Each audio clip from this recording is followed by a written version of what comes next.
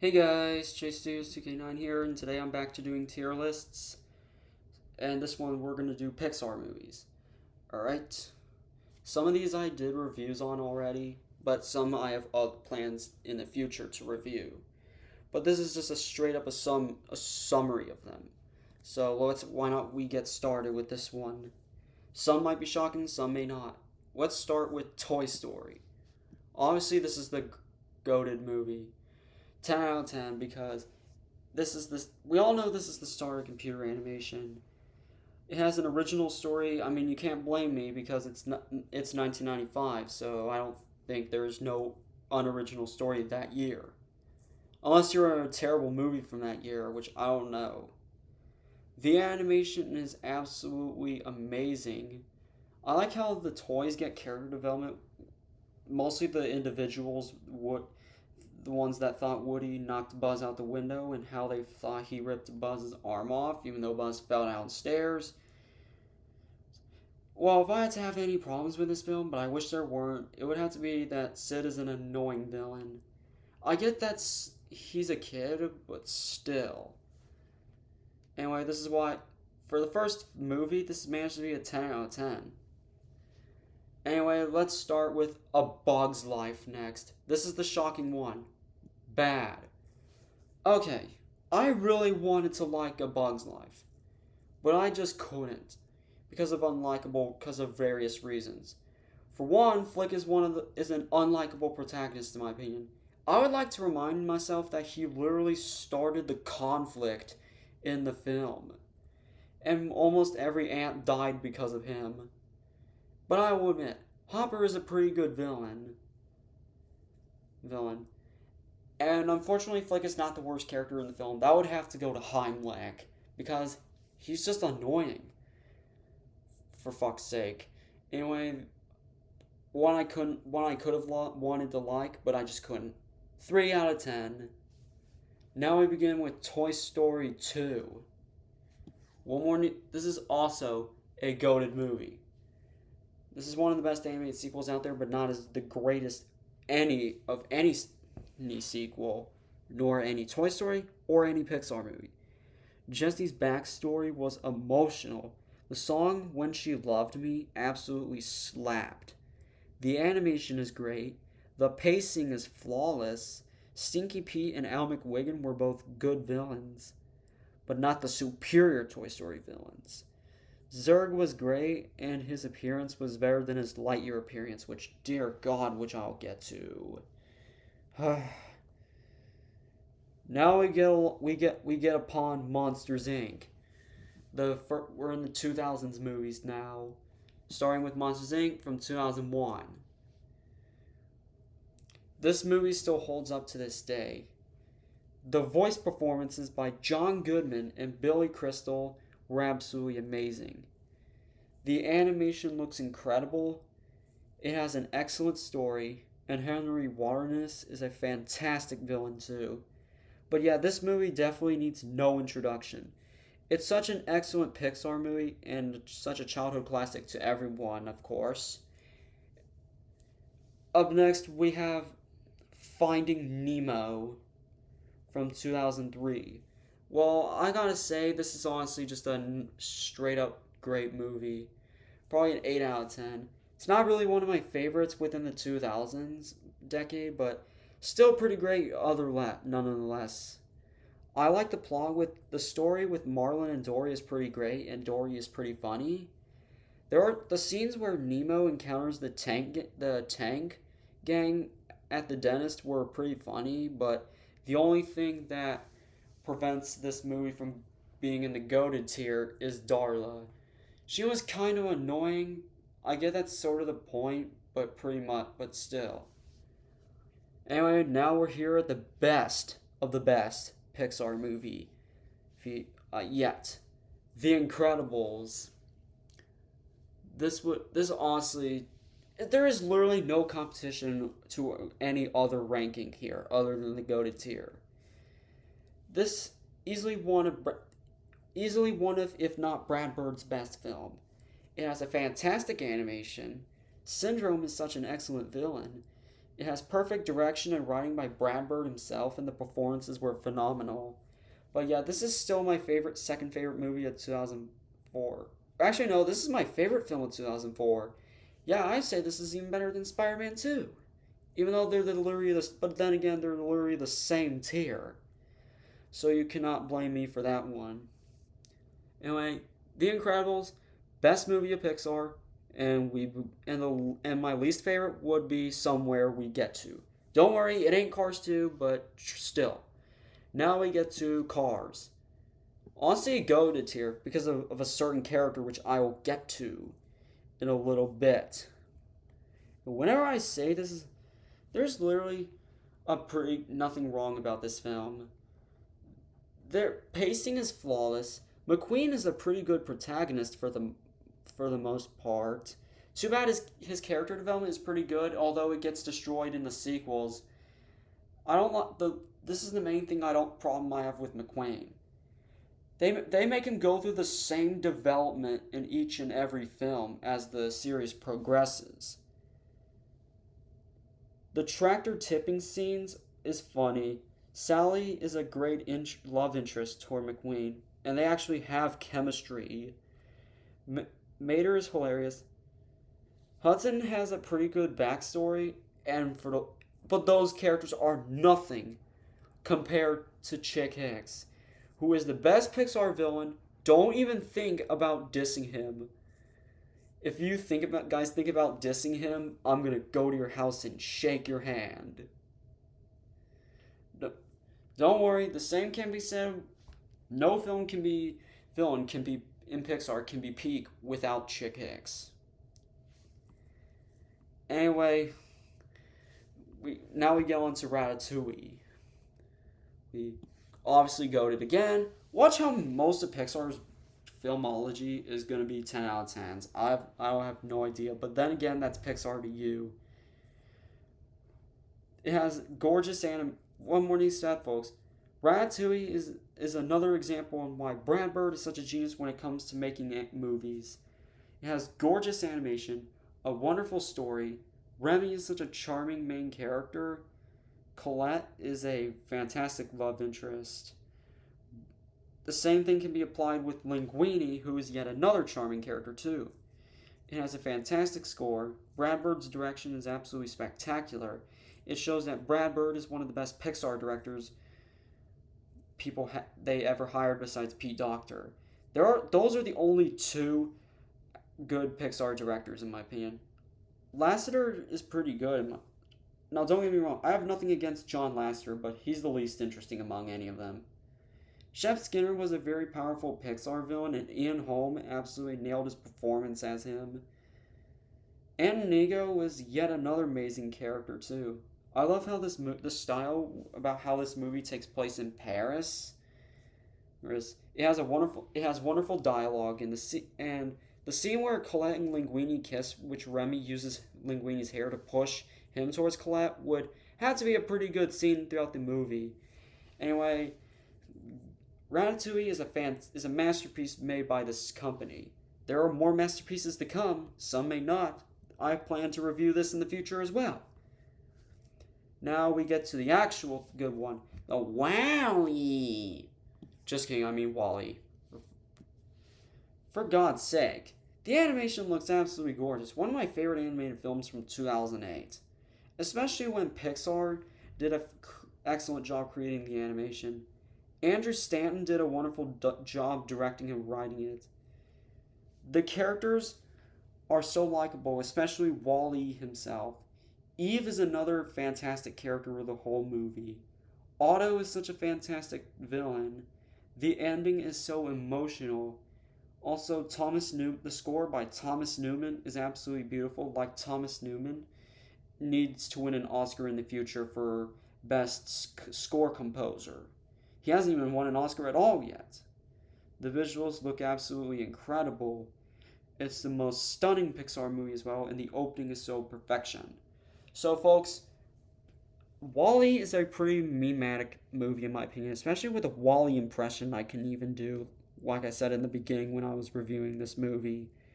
Anyway, now we get to the movie which released the same year I was born. up. For something Pixar made during the year I was born, this is absolutely fantastic and emotional one too. The married life scene was such a beautiful and also one of the saddest openings for a Pixar film I've ever seen. The animation is absolutely beautiful. The story is also beautiful too. Also, the score by Michael Giacchino was absolutely amazing, and I'm glad it won Best Score of the 2010 Oscars. It has a heartwarming story between the journey where it goes from and Paradise Falls. Charles Muntz is a phenomenal twist villain, and the characters, especially Carl and Russell, were absolutely incredible. Actually, no, this is actually my second favorite movie. Actually, this is the second best Pixar movie besides The Incredibles, of course. But that's a lot to decide, isn't it? Now we get to the actual ending of Toy Story. Toy Story 3. Okay, one more needs to be said, folks. Well, this is the actual ending of Toy Story. I can't believe I'm one of these people, but it's true. It has the best animation for a Toy Story movie. The story is freaking phenomenal. It has it has a emotional ending too. Lotso was such a fantastic twist villain, and the writing is amazing.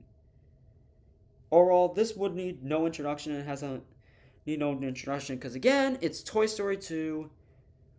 Story 2, and damn it, this is turning 16 years old next year. God, I'm getting old. But there's still a lot left in me, for of course. But oh boy, we can't believe we're here though. Although I did a. Now we get to Cars 2, which is tier F. Although I did a specific long ass review on it, nothing has changed since then. The only redeeming quality I can give the movie is the lemons. They are pretty interesting villains. Well, except Miles Axelrod, of course. But that is it. Literally nothing else about this film I can praise.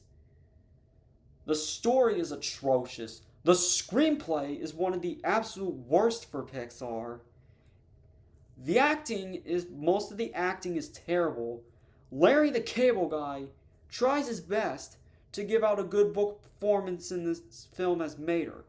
But the screenplay is given to is absolutely atrocious. The pacing is also atrocious as well. This movie was an hour and 46 minutes. It felt like an eternity to finish.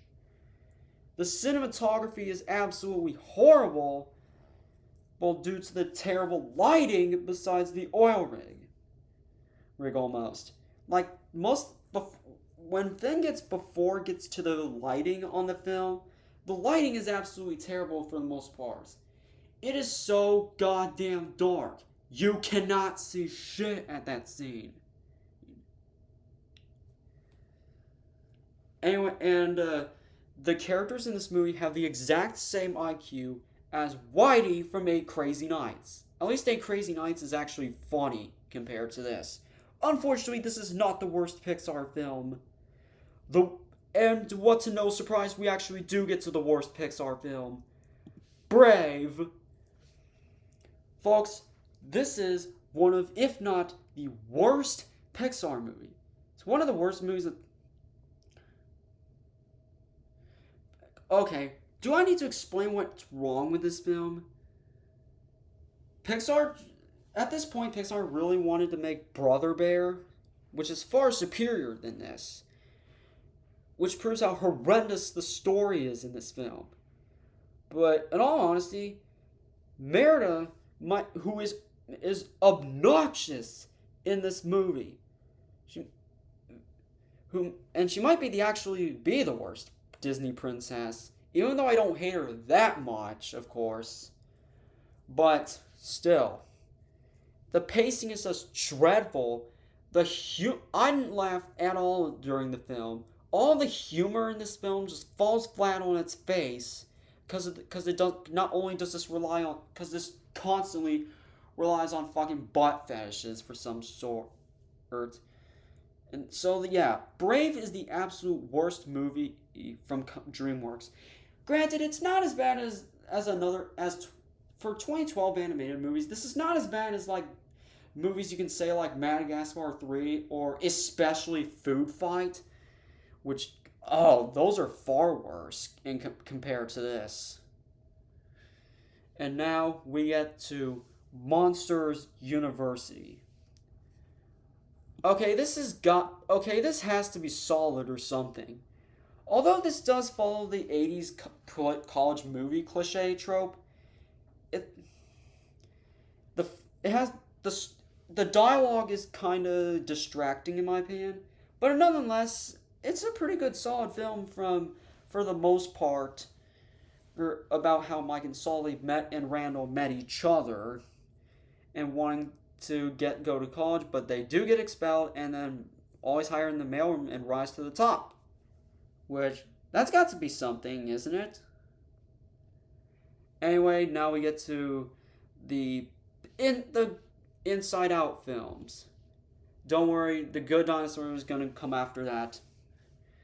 Although it's shown first, I didn't put that there. Okay, so this is pretty good for considering Inside Out for most part. So the emotions were incredible characters as well. Bing Bong was such a memorable character too. It has a lot of heartwarming moments, especially towards the ending. The score is top notch. The animation is phenomenal for the most part. Riley Anderson was a great character, but she's even better as a teenager in a movie which I will get to in a bit. Pete Docter's directing is absolutely outstanding. It's absolutely colorful, beautiful, and has a pretty much gorgeous animation for a Pixar movie as well. The writing is phenomenal, and the opening was absolutely heartwarming. Folks, this is still not as good as regular show the movie as the best movie of 2015, but this is still far superior. Oh boy, we get to the the awful dinosaur, aka the good dinosaur. I don't need to explain much of it. The only redeeming quality I can give this movie is the animation. That's pretty much it. It has that is it.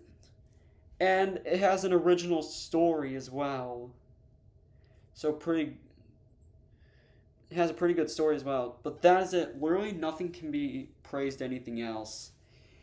Because I feel like this is the only Pixar movie from what I've heard that has so many celebrities voicing certain characters in the film. Like we have Anna Paquin, Steve Zahn, Sam Elliott, Jeffrey Wright, and Frances McDormand. Like like they were lucky they were managed to get in here for some part. And Thunderclap is a pretty forgettable villain for the most part. And the other characters, especially Spot, who is annoying in this movie. Which, okay, trust me, he's annoying. There, 2 out of 10. Now we get to Finding Dory. Same tier as Finding Nemo for the most part. I think this is still a great film, but we don't need it. But I didn't think we need it back then, considering that Finding Nemo had a pretty good conclusion for the most part. And now we get to the actual another shocking opinion. It's basically Cars 3. Bad. I just didn't like. Now, don't get me wrong. This is not as bad as Cars 2, but still, I just didn't like how they reverted McQueen's character development back to square one. And also, Cruz kind of felt generic in my opinion. Storm and Sterling weren't good villains. I'm sorry, but this was bad. I don't think it was terrible, but I still don't really like it. It's kind of the same thing with A Bug's Life for most part. This is the shocking one yet. Oh no, I don't think we have any more shocking opinions at this point. And now we get to Coco. Go for the most part. Every time I think about this movie, it's actually pretty good. I actually watched this in school at one point. They're both phenomenal, especially the animation and the characters. It's just absolutely beautiful with incredible storytelling, and the style was just perfect. Oh, yeah, Ernesto de la Cruz is a pretty good villain as well. Yeah, there's nothing else to say about this movie because this movie needs no introduction like most of these movies here. Easily one of the best animated movies of 2017. It's too perfect. And I'm surprised we haven't even found a movie that's not even mid yet. Until now. We have Incredibles 2. Although I although I did a review on this film back in October or September, I believe. So yeah, nothing has changed since then. Has a pretty Although Brad Bird's direction is pretty powerful and good, it has good animation as well. This unfortunately suffers from messy pacing, terrible villain for the most part, and all and basically the story's just a rehash of the first film because one person is called to a mission even though a superhero does something bad. Supers get banned from from their specific country. They have a dinner scene talking about why they want their heroes, want the politicians to have their supers back. One of the parents gets called to mission, but doesn't make it back on time. So the other parent goes out searching for them, and and they both don't come back on time, which has the kids do it and then defeat the villain, and then the movie ends. Except that the parents that go and don't and are called to the mission are swapped this time. Like first one was Mr. Incredible, and this one was Elastigirl probably. This was pretty much lackluster though. I think Incredibles 3 can be better than this. Sorry. Oh boy, another bad movie, huh? To- Toy Story 4. What a piece of slinky dog shit. Basically, Woody constantly attempting to keep Forky from going into the trash because he's a spork. This movie is a spork. Woody's character is ruined in this film. Ducky and Bunny were just annoying to sit through, and the ending is a big fat middle finger. Granted, it's not as bad as endings like Ralph Breaks the Internet, but dear God, we don't speak of any of those. The only two redeeming qualities I can give this movie is that it has a decent villain. It has pretty good animation as well. Even though Gabby Gabby is the only villain the hero made amends with. I regret seeing this in theaters. 3 out of 10. Okay, now we got Onward for the most part. First of all, Onward is a pretty fantastic villain. I loved most of the characters. Also love the voice acting. Well, the thing drags it down from is Chris Pratt, but again, they could have gotten worse. They could have gotten like Seth Rogen or some shit. But again, Chris Pratt and Tom Holland give out pretty good performances as their respective characters. Now we get to another one of Pixar's saddest films. Soul?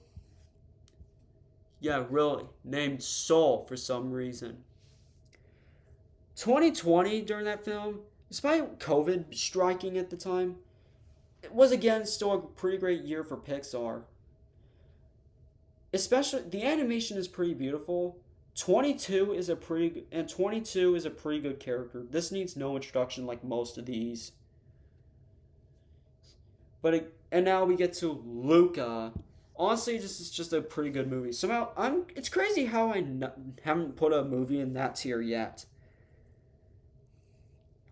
This was a pretty much fun one to sit through. If I had to flaws with this, is that Urkel Visconti is just a generic just a generic bully character from some sort.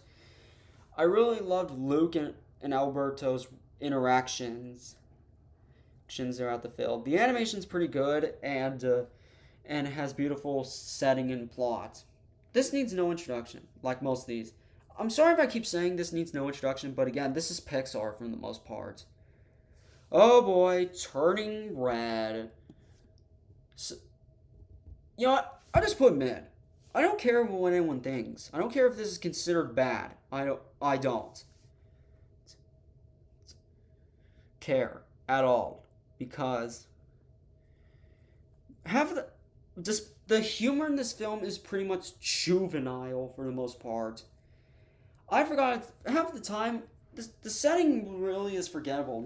I don't think I can even remember that this place was taken in 2002.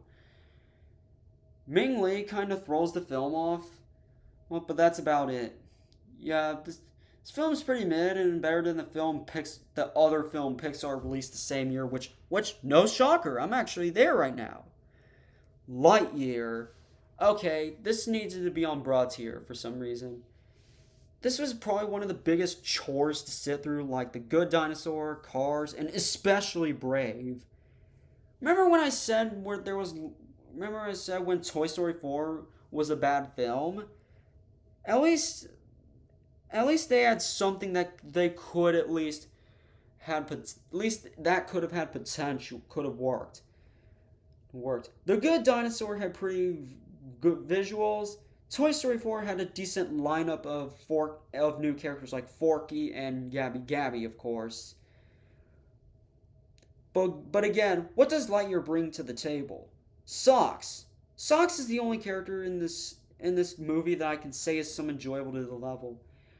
Buzz in this film is pretty much mediocre. Izzy being afraid of space is a filler scene in this movie. The same thing can be applied with Darby, who's again filler, more filler everywhere. And Mo Morrison is probably the worst character in this film. He's just annoying. Oh yeah, especially with when most of his dialogue is just that whole pen joke we don't speak of. Oh yeah, and there's also Zurg in this movie. Let's say he's Rex Dangerous from the second Lego movie, but worst. Also, him being future Buzz is bull. I don't believe for a second he's future Buzz, because he was his father in Toy Story 2. And I'm surprised that Buzz Lightyear of Star Command is a pretty much better original story than this. They tried to remake that, but it failed. Anyway, we're timing to do Elemental for some reason. Oh yeah, Catherine O'Hara passed away about 2 months ago. I think everyone knows that, but she actually was in this movie. The same. If I did a DreamWorks movie, I would have said the same thing to The Wild Robot or some shit. This is still better. The Wild Robot is still better than this. This is the I can really put this in the great tier ever since put this in the great tier in a good positive opinion ever since Luca. I really enjoyed the characters in this one, and I also loved Ember and Wade's relationship interactions with each other. They have pretty much good chemistry for the most part, in my opinion. And now we get to Inside Out 2. Like I said, 10 out of 10. Oh hey, we're going back to doing 10 goated movies again.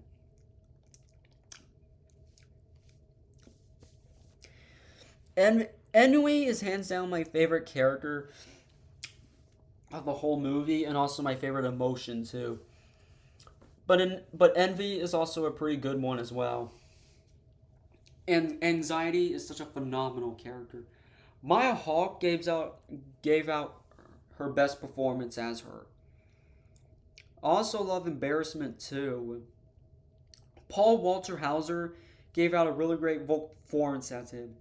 The emotions were awesome together, just like the first one. Also, Tony Hale, because of course he did a much better performance as Fear than Bill Hader's performance from the first film. Now don't get me wrong, I do like the performances, but Tony Hale did better in my opinion. Their performance of Fear. Riley as a teenager was pretty much more interactive than her as a kid in the first movie. I still like her as a kid, but still, the direction and writing were absolutely incredible for the most part. it was more emotional than the first one could ever have. Absolutely has a beautiful story, just like the first one, and the ending was absolutely emotional and sad. But I won't spoil the ending to one because 2 years is not enough for someone that hasn't seen it for a long time ago. But again, inside and now this is the last one of the Goats movies. Notice how a majority of these filled up, because again, it's Pixar. Sorry if I keep saying that, but still. Now we get to Elio. These last two films are pretty much not 10 out of 10s. But again, but I consider them great for the most part. Now, starting off with Elio. That's a good, pretty I'm gonna say it's a good movie for the most part. Despite there are still some flaws with this film. Like I wasn't a fan of the story in this movie. The writing wasn't that good too, and Lord Grigon is a pretty forgettable villain as well. But hey, it has terrible marketing as well. I love how people are criticizing not original movies when they don't even show up to see them. Like the animation looks gorgeous, especially the look of how the movie looks. Olga is my favorite character of the whole movie, as Zoe Saldana gave a really good performance as her. Elio himself was a really charming character too. The direction was very solid. Really good score by Rob Seminon, who is and keep in mind this is the same composer that did Deadpool and Wolverine last year, 1 year earlier. The ending is very emotional as well, and the climax during the end was very sad and heartwarming. But yeah, Elio was such a good Pixar movie, but not one of Pixar's best films yet. Now we get to the final one, the finale one. Hoppers. I did see this in the film, but can't believe everyone is like glazing this movie to death. Some shit. It has gorgeous animation, great characters, excellent storytelling. It has a lot of pop culture references, like Avatar for the most part. But yeah, nothing else to say, but I had a blast seeing this on my birthday, of course. Anyway, that's all for my Pixar rankings. This is my entire tier list, and I hope you guys enjoy my opinions. If you like or hate any of these movies, then your opinion is handled. Anyway, thank you for watching and go subscribe.